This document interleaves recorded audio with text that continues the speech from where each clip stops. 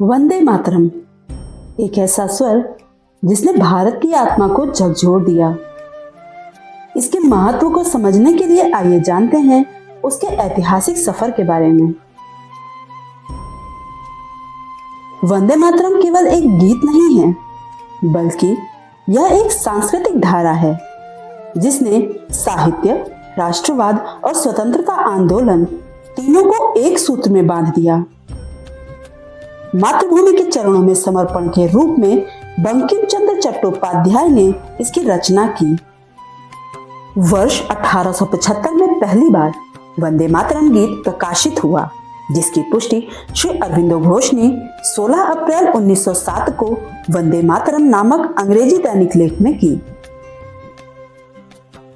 अरविंदो घोष के अनुसार इस गीत की रचना बंकिम चंद्र चट्टोपाध्याय ने इसे प्रकाशित होने के 32 वर्ष पूर्व ही कर ली थी।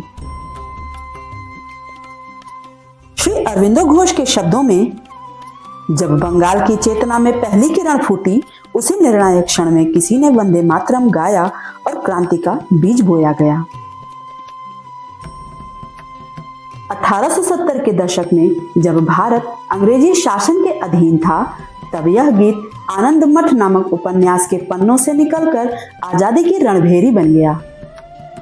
उपन्यास आनंद मठ प्रकाशित होने से पहले यह रचना बंकिम चंद्र चट्टोपाध्याय द्वारा ही स्थापित मासिक पत्रिका बंग दर्शन में लगातार छपती रही थी। मार्च अप्रैल 1881 के अंक में यह गीत पहली बार उपन्यास के हिस्से के बतौर प्रदर्शित हुआ। श्री रविंद्रनाथ टैगोर द्वारा 1896 में पहली बार कलकत्ता में कांग्रेस अधिवेशन के दौरान इसे गाया गया तथा राजनीतिक नारे के तौर पर पहली बार इसका इस्तेमाल 7 अगस्त 1905 में किया गया। बंग भंग आंदोलन में वंदे मातरम के उद्घोष से समस्त भारत गूंज उठा था। इसकी प्रभावशाली गूंज का ऐतिहासिक क्षण 1907 में तब देखने को मिला जब मैडम भीकाजी कामा ने पहली बार जर्मनी के स्टुटगार्ट में भारतीय तिरंगा फहराया, जिस पर वंदे मातरम अंकित था। आजादी के पश्चात 1950 में संविधान सभा द्वारा इसे भारत के राष्ट्रीय गीत के रूप में अपनाया गया।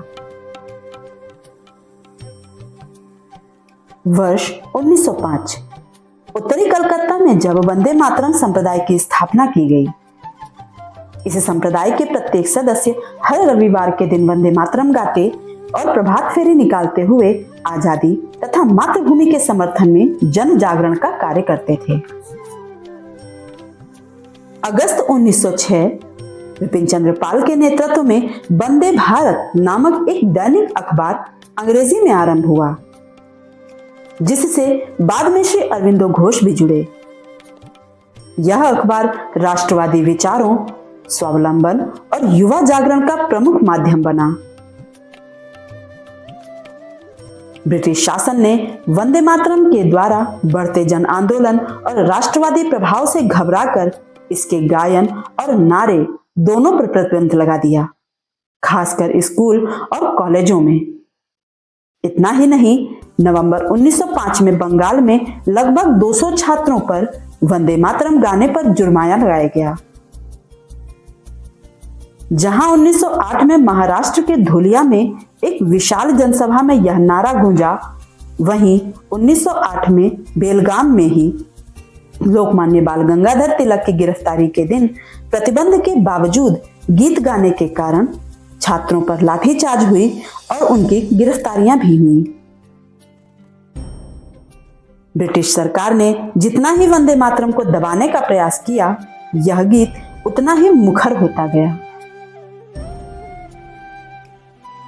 वंदे मातरम गीत न केवल एक राष्ट्रगीत है, बल्कि भारतीय अस्मिता का प्रतीक भी है, जहां भारत की भूमि, नदी, पर्वत सभी पूजे जाते हैं। 7 नवंबर 2025 को वंदे मातरम के 150 वर्ष पूरे हुए हैं। आइए उन अमर ध्वनि को नमन करें जिसने हमें अपनी देश की मिट्टी से जोड़ा। इस गीत की एकता और राष्ट्रीय गौरव की स्थायी विरासत का सम्मान करने की कोशिश में भारत सरकार द्वारा कई यादगार गतिविधियों का आयोजन किया जा रहा है। यह यादगार गतिविधियां 4 चरणों में मनाई जाएंगी। पहला चरण 7 से 14 नवंबर 2025, दूसरा चरण 19 से 26 जनवरी 2026, तीसरा चरण 7 से 15 अगस्त 2026 और चौथा तथा आखिरी चरण 1 से 7 नवंबर 2026।